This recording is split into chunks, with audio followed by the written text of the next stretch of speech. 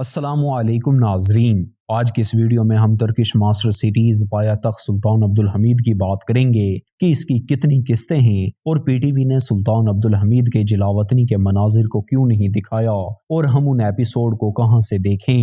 میں محمد وقاص ہوں اور آپ دی معاون یوٹیوب چینل دیکھ رہے ہیں۔ سب سے پہلے ہم آپ کو یہ بتاتے چلیں کہ سلطان عبدالحمید سیریز کے 5 سیزن اور ٹوٹل 154 قسطیں ہیں۔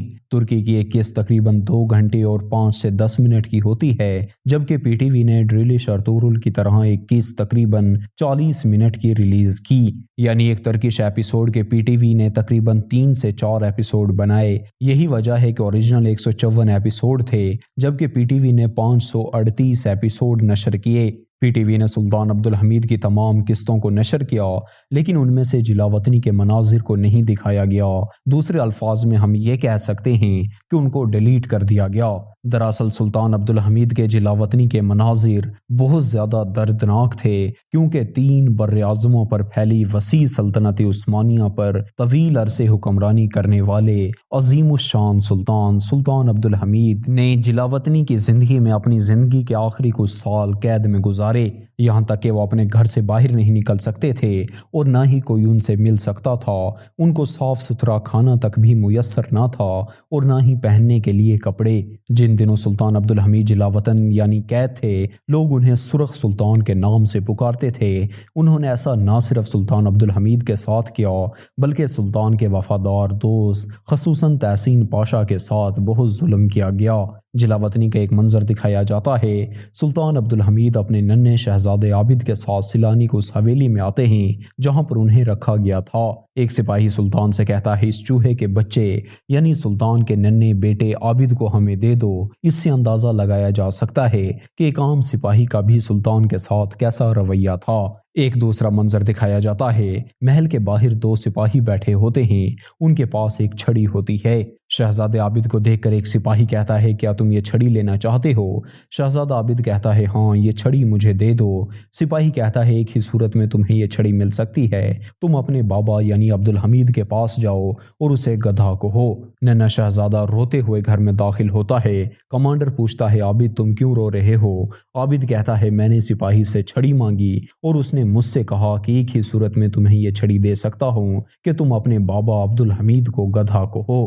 سلطان عبدالحمید خان بے بسی کی حالت میں کھڑے یہ منظر دیکھ رہے ہوتے ہیں، لیکن وہ کچھ نہیں کر پاتے۔ ایک اور منظر دکھایا جاتا ہے۔ سلطان پوچھتے ہیں، ہمارے کھانے کے لیے کیا ہے؟ خادمہ کہتی ہے، تھوڑی سی سوکھی ہوئی گندم ہے اور اس میں بھی کیڑے پڑے ہوئے ہیں۔ ایک اور منظر دکھایا جاتا ہے، جلاوطنی کی زندگی میں سلطان بیٹھے ہوتے ہیں، انہیں پھلوں کی ایک ٹوکری آتی ہے۔ سلطان خادمہ سے کہتے ہیں، یہ ٹوکری کہاں سے آئی؟ خادمہ کہتی ہے، یہ آپ کو بھیجی گئی ہے، اس میں ایک خط ہے۔ سلطان عبدالحمید اس خط کو پڑھتے ہیں، جس پر لکھا ہوتا ہے، عبدالحمید تم نے ہمیں فلسطین میں رہنے کی اجازت نہیں دی، ہم نے تم سے تمہاری سلطنت ہی چھین لی، ہم نے فلسطین میں جگہ لی اور اب وہاں آباد ہیں، وہاں کی زمین کو ہم کاشت کرتے ہیں اور یہ اس زمین کی پہلی فصل ہے، ہم نے سوچا یہ آپ تک پہنچا دیں۔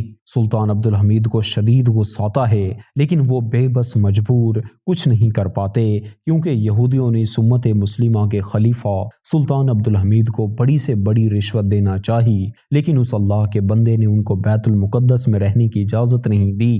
جلاوطنی کی اس زندگی میں سب سے زیادہ دکھی اور رلا دینے والا منظر تحسین پاشا کا سلطان عبدالحمید سے ملاقات کا منظر ہے، جب ایک وفادار دوست نے اپنے سلطان کی گود میں سر رکھ کر وصال فرمایا۔ پی ٹی وی نے ان سارے مناظر کو نشر نہیں کیا۔ اس کی ایک وجہ یہ بھی ہو سکتی ہے کہ نئی سیریز سلطان صلاح الدین ایوبی جو کہ پاکستان نے ترکی سے مل کر بنائی ہے، اسے پی ٹی وی پر نشر کیا جائے گا۔